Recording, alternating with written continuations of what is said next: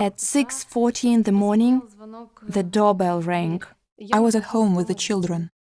I saw people with weapons outside. They were wearing bulletproof vests, masks, and had machine guns. They were banging on the door very loudly. We had to open it. When my husband opened the door, a young man held a gun to my husband's head. The search began. They turned everything upside down. They searched everywhere. We were not allowed to talk to each other or phone anyone.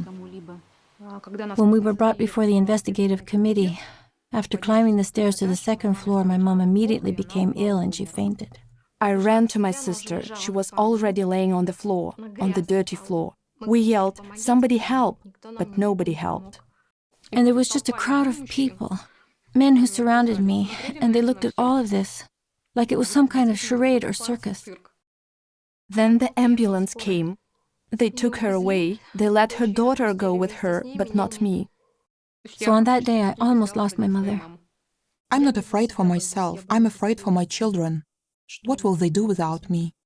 We did nothing wrong, and they came to us with machine guns, as if we were some kind of criminals.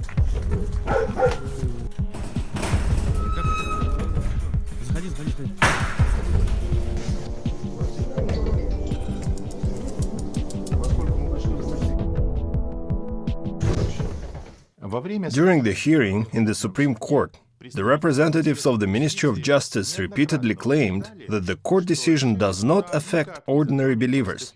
It will only concern the legal entities. But in reality, what do we see?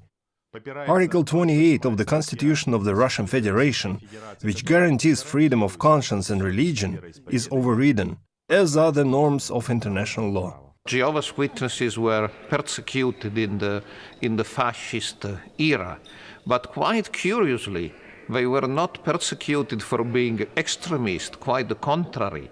They were persecuted for being pacifist and not wanting to cooperate in the fascist regime military rhetoric and militarization of the society. So in a way, they were persecuted for not being extremist.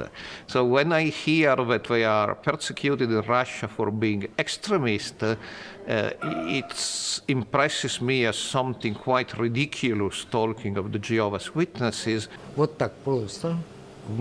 It is so easy in my country, it turns out, to crack down.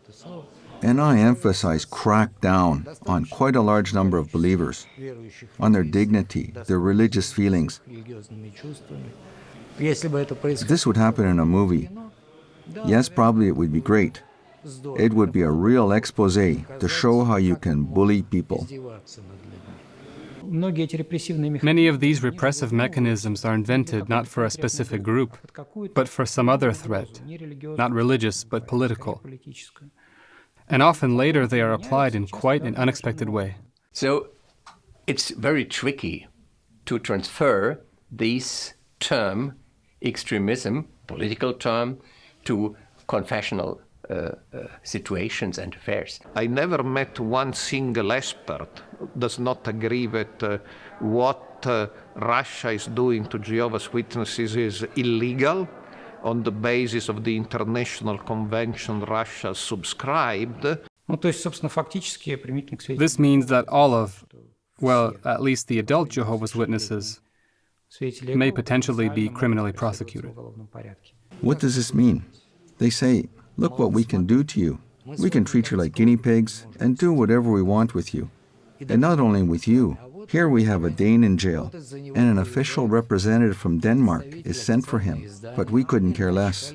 We have him in jail, so we will keep him in jail. Intimidation? Who is being frightened?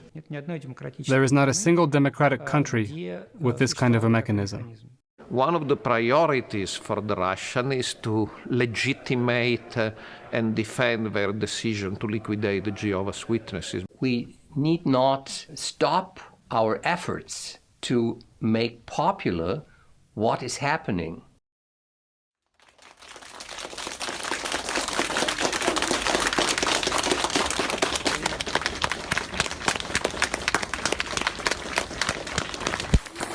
Привет,